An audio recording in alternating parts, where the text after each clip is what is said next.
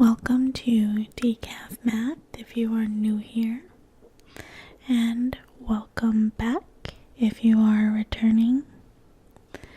I am very excited for today's lesson because we are going to lay the foundation for graphing. And graphing is just basically drawing. But of course, we're not just going to randomly doodle things. Although I know a lot of people like to doodle in math class.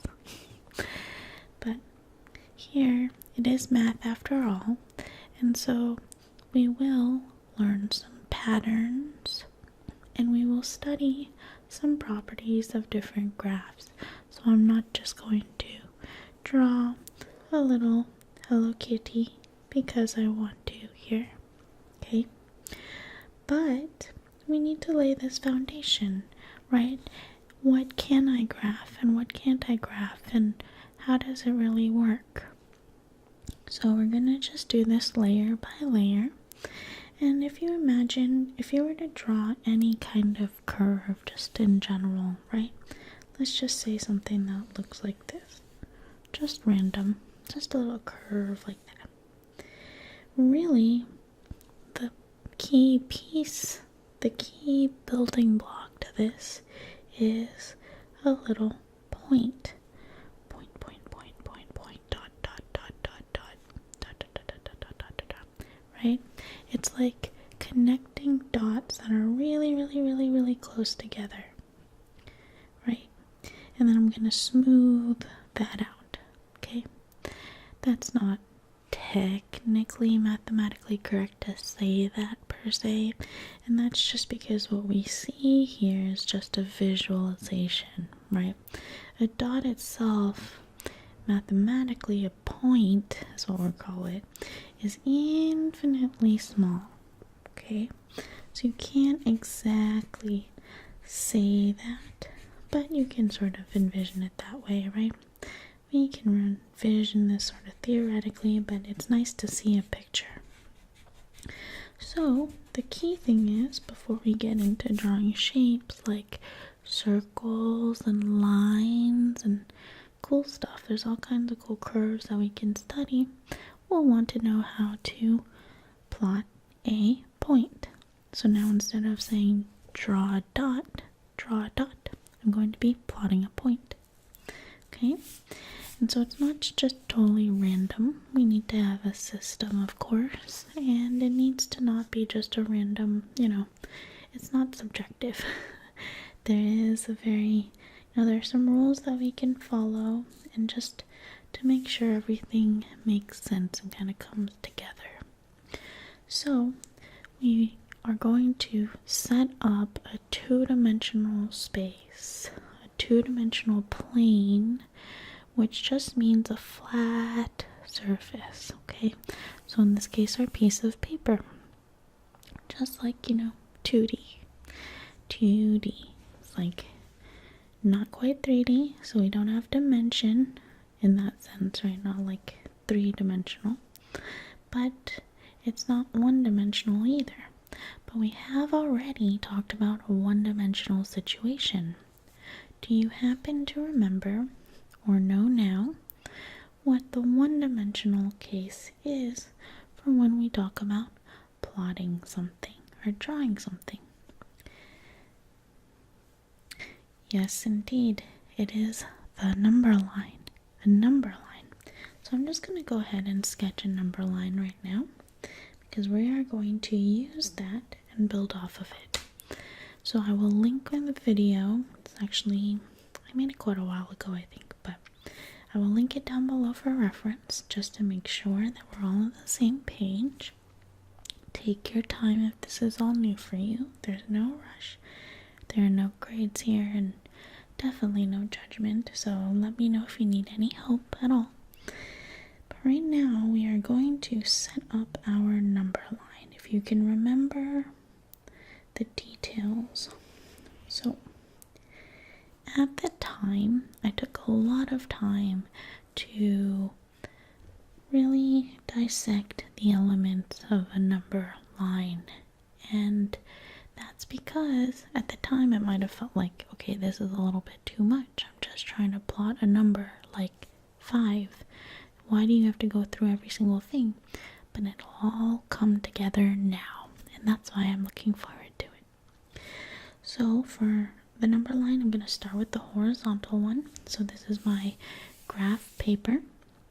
You can see I have a whole bunch of vertical lines, and horizontal lines, and they are all perpendicular, so they form these little squares, right? Which is very helpful, so I don't have to measure each thing. So I'm just going to draw a horizontal line. I need to have my arrows on each side to indicate that the line can go on to infinity this way and infinity this way, or negative infinity, but we'll talk about that in a second. But basically this line can be extended as far as we need in each direction. So just strictly speaking, that's how lines go. Otherwise we have a line segment or maybe even an array, but we need to have 2, okay? Then the next element is a 0. So there's a special number 0. So let's say I were to try to plot the point. Let's say we're trying to plot, it's not really a point at that point, it's just to plot the number 8, or to represent the number 8 on a number line. So there's a special number 0, which is like a reference number. It is that number that is neither positive nor negative, right? But it's that turning point from negatives to positives, and there's the 0 in between. And so, you don't just jump randomly, right? So if I set a 0, which I'm just going to do right in the middle for now, but it doesn't have to be, it means that every little teeny tiny dot over to the right of it is going to be positive, and every little teeny tiny dot to the left of it is negative, and that's the standard for math, okay? So even right there, barely touching it, it could be 0.000001, and then negative, the minute you cross over that 0, it's negative 0.00001. Okay, so that's why that special 0 needs to be defined, because everything is going to be relative to it. If it's to the right, it's positive. If it's to the left, it's negative. And then the next thing is we need to have a scale. So for now, I'm just going to go ahead and draw out these tick marks based on the square, the graph paper itself, right? It's a natural thing to want to just label 1, 2, 3, 4, but it doesn't have to be that way. You could do like 2, 4, 6, 8. You could even do 0.2, 0.4, 0.6, 0.8, okay, and then 1. As long as the scale is consistent, so you can't do like 1, 5, 8, 12. You can't just jump around arbitrarily, because the point is to represent the scale from 0 to 1, so that you know this distance represents 1, and then 1 and 1 and 1 and 1 and 1, right? And to the right is positive, and then to the left is negative. So negative 1, negative 2, negative 3, negative 4, right? Dot, dot, dot. So you can do this. You can extend it however much you need, right? So if I were to say, okay, now show me where 8 is. 8 is positive, so it's to the right, and I have 1, 2, 3, 4, 5, 6, 7, and then 8. I just put a dot right there. Okay, so now to go into the two-dimensional case. So this is actually a one-dimensional case because I'm only going left or right, just left or right, okay? So that's like, oh, you might say, well, that's two directions, but it's along one line, so it's one-dimensional. But now I want to be able to go up and down as well. So what I'm going to do is basically take another number line, exactly like this. I mean, I can change the scale if I want to, but I'm going to go whoop, and flip it exactly 90 degrees. So perpendicular from the line that I had. And I'm just going to superimpose that onto here. And what I'm going to do is, if this were perfectly horizontal, so if I just kind of align it that way, I'm going to make one that is vertical that goes through that original 0 as well. Okay, so I'm going to make a vertical line. Okay, a vertical line, and line it at the 0.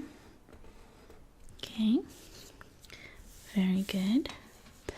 And it doesn't matter how far it extends. See? And here. Alright, so like that. And so these two are perpendicular. They are 90 degrees. So if this is horizontal, this is perfectly vertical. So nothing at an angle or anything, okay? And this is still at 0. So this vertical line, I'm also going to do the same thing with the tick marks. Now this scale can be whatever I want again. Okay, I can, as long as, again, the tick marks are equally spaced. My 1 could be here and -1 here if I wanted, as long as it's consistent throughout the entire line. Okay, but for now, just to keep things simple, I'm going to also say this is 1, 2, 3, 4, 5. And the key thing is going up is positive and going down is negative. So this is going to be 1, 2, 3, 4, 5. Dot, dot, dot, dot, dot. Negative, oops, there's one right there. -1, -2, -3, -4, -5. You see?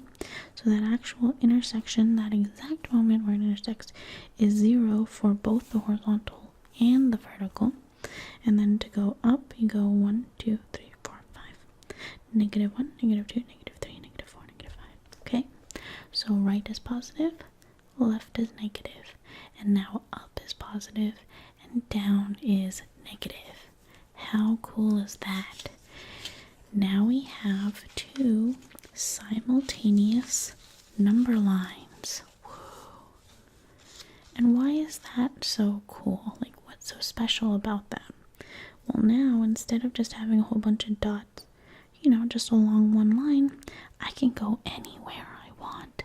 I can go up and down along this plane. Okay, so I'm not going out of the page and I'm not in like three-dimensional space. I'm just going on this paper. And so these two things, these two lines, span a plane. And that plane is called the XY coordinate plane. Coordinate plane. And also sometimes it's called the Cartesian Coordinate Plane. Cartesian Coordinate Plane. And the basis of this is really just it's almost like a set of instructions, like on a map, right? You're going to have a scale, you have a relative point, and I'm going to tell you where to go to get to a particular point. And then those are called the coordinates of the point. So this whole thing is our XY coordinate plane. Oh, and I should mention the reason it's called the XY coordinate plane is that now, because we have these two number lines, the horizontal number line is called the x-axis. X-axis. So usually you can just label it X like that. And the vertical one is the y-axis. And you can just label it as y. But I definitely recommend that you label the two X, Y. In math, it usually is just X and Y. But in physics and stuff, you can usually add more variables, and they're probably like labeled differently, like time versus, velocity or something like that. But it's the same idea when you graph, okay?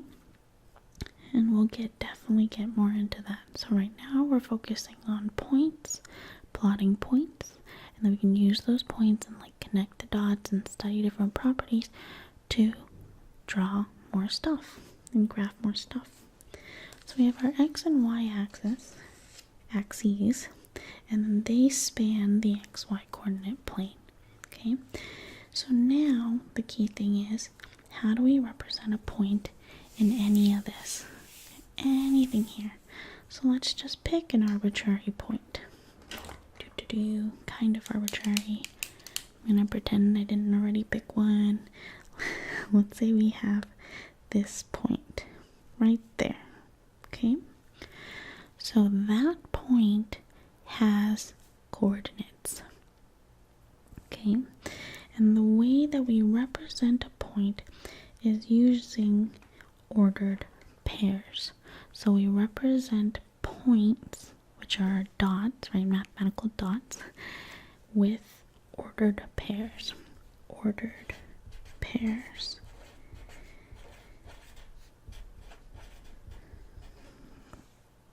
Okay, so every time I mention the word point, I want you to think, okay, I'm dealing with an ordered pair. So what is an ordered pair? So this is like a ding ding ding, it's a related keyword. Okay, very good. So we're gonna start to get used to this term, okay, this phrase. So points are ordered pairs. So what that means is we have a pair of numbers, so two numbers, and I'm going to represent that number as something, comma, something. And then I'm going to put them in parentheses, okay? So some number, comma, some other number, and parentheses. So those are a pair of numbers, so they're put together, but they're ordered because the first one and then the second one, they mean different things. So the order matters. So ordered pairs are points, or we represent points as ordered pairs. So what is the order? The order is always x first, then y. Always, always, always. X first, x first, and then y, x comma y. Okay, so that means that if I were to read the coordinates of this, what that means is I'm going to, there's a few ways to do this actually, but to represent the coordinates of this point, so to represent this point, I have two numbers. The first number is going to be the one that is on the x-axis because it's the x comma y. So on the x-axis, under this point right there, if I just draw it straight down, if I just draw this straight down onto, just following the grid, right, straight down onto the x-axis, the horizontal, I get 3. So I have 3, comma, and then I read this is my point, and I read it straight over, just horizontally over to 2 on my y-axis. Does that make sense? I'm going to read it straight over to 2. So 3, comma, 2. Okay, does that make sense? So there's a few ways to look at what 3, comma, 2 means, okay? But that is my ordered pair for this example. Okay, so that dot or that point is represented by the ordered pair 3, comma, 2. So I'm going to just write it again, 3, comma, 2. So you'll see stuff like that. Okay, 3, comma, 2. So there's a few ways to interpret that. When I try and find the coordinates of a point, you can either do what we just did, which was to read off of the x-axis first. And I know this can be kind of confusing because it looks like I drew a vertical line, but really the key thing is to bring that point straight down to the x-axis. So remember, x is always horizontal, and I'm just going to look down and see what that number is. And I see a 3 for x, And then for y, I want to extend it to the y-axis, wherever that hits, and that'll hit right there, which tells me 2. So 3, 2.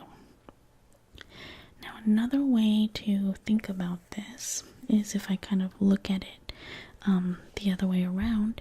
If I give you coordinates like this, 3, 2, and I asked you to plot that point on this plane, you could just read straight off, like find 3 on the x-axis and draw that line, just like a vertical line that goes at 3. And this is a little bit more complicated right now, but you'll notice that any point along this line, this x equals 3, is x equals 3. It will have an x coordinate of 3. And then for 2, y, I just find the 2 on the y-axis and I draw all the way across. And where those two meet is that point 3, 2. So you can just basically think of it as like reading straight off the x-axis and straight off the y-axis. And another way to think of it is a set of instructions, right? This is how I like to think of it. 3, 2 is basically you start at this point. What is this point now? This center point is not 0 anymore. In 2 dimensions, it is 0, 0. It's called the origin. 0, 0, right? Makes sense. Instead of just 0 now, it's 0, 0. So it's called the origin.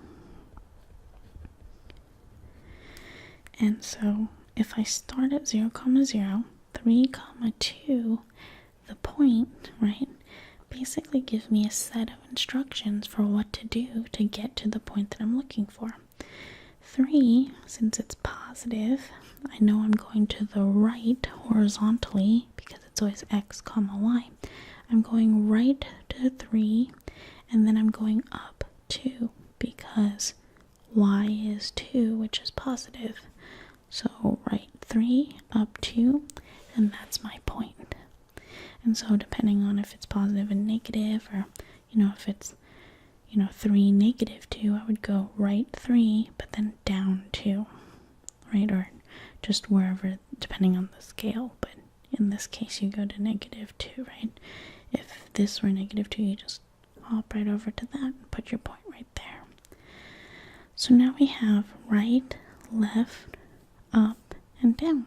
And now we can represent any point in this way. Does that make sense? So let's see here. Let's really convince ourselves that an ordered pair really is ordered. What does that mean? 3, 2 is a different point from 2, 3. 2, 3, really just to emphasize this idea, is going from 0, 0. 2, 3 is going right 2 and up 3. So that would be here. This would be 2, 3. And again, the other way of doing it is to find your 2, draw your vertical line so that it hits your x-axis at 2, and then same for 3, reading it off the y-axis, the vertical axis, going across like that, and where they intersect is my point. So you see 2, 3 is different from 3, 2, so the order of the two numbers matter. It's going to give me a different point. That's why ordered pairs are points. Okay? So at this point, if I gave you, if I gave you a random point, let's say here, or here, or here, you ought to be able to tell me what the coordinates are. Now, of course, if you get it wrong, don't worry. But I think conceptually I have complete faith that you will have no problem doing this if you've been paying attention to what we've been doing. And if you happen to be asleep, that's perfectly okay too. But to go from here, let's say we're going to find that one, you read off of the x-axis. So one way to do it is to just draw it straight down to the x-axis. And what is that number? So this number would be -5. And then you read over to the y-axis. Remember, x is always first. And then y. So this would be -5. And you read over +3. Because I'm going up. Left and up. So a negative, then a positive. Okay? Isn't that cool? You could do that for any point. And the other way around. If I gave you coordinates, say -1, -2, you could find that. You start at your 0, 0. -1 takes me 1 to the left. And then -2 means down 2 because it's negative. -1, -2. And I promise as you practice more of this, which we can do together for sure, you'll just get like boop, boop, boop, boop, boop. You'll be able to read off of it so quickly. And when you first learn this, a lot of times the teacher will have this part written for you or drawn out for you. But I highly recommend just going through the actual practice of drawing it out yourself. Draw an x-axis, draw a y-axis, and you're good to go, okay? Label your scales. Make sure that all of the distances are equidistant across the entire x-axis. So you're not going to just do like this half and then this half, okay? It's all one scale this way, and it can be the same scale or a different scale this way as long as it's all one, okay? Like it's all the same throughout the positive and the negative. Okay, so that's the whole concept. Let me know if you have any questions at all. I did want to point out one last cool little thing, and this will make this look really nice and pretty. You can see that the two axes here, the x and y axes, naturally break up this plane into 4 little regions. Let me draw them out for you. This, okay, like up to the actual line itself. So that's 1. And let's see, can you see that? I hope you can see that. And 2.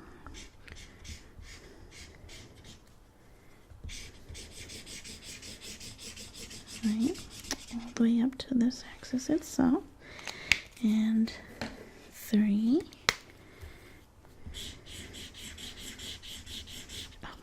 Can't even color inside the lines.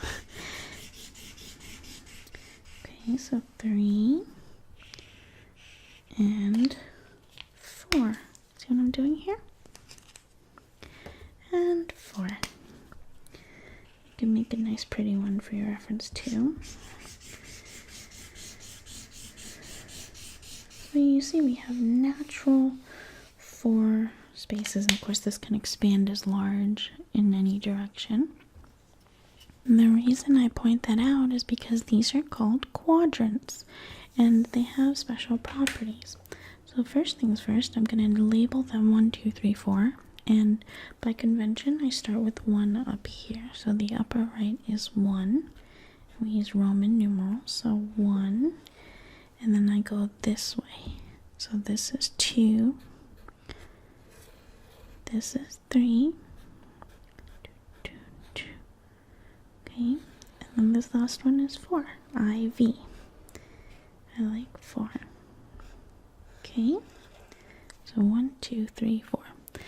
And really, the reason we separate this way naturally is because if you notice, if you look at any point in quadrant 1 here, you'll see that I'm always moving to the right for x and then up for y.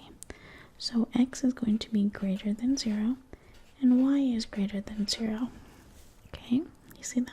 Right and up.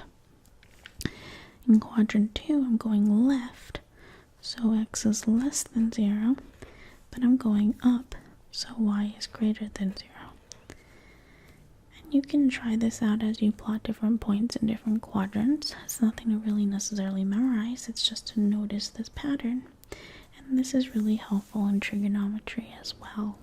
So I wanted to just kind of highlight this now. Plant the seed. And any point in number 3 is going to have an x that is less than 0 and y that is less than 0 because I'm going down. So right up, left down, and then right down.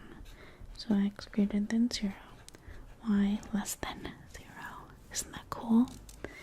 So any number you would expect, like if I were to say, what quadrant is -2, -3 in?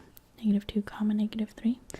You could plot your point, so -2 comma -3, and you'll be in quadrant 3. Or you can just look at the signs, the fact that they're both negative or less than 0.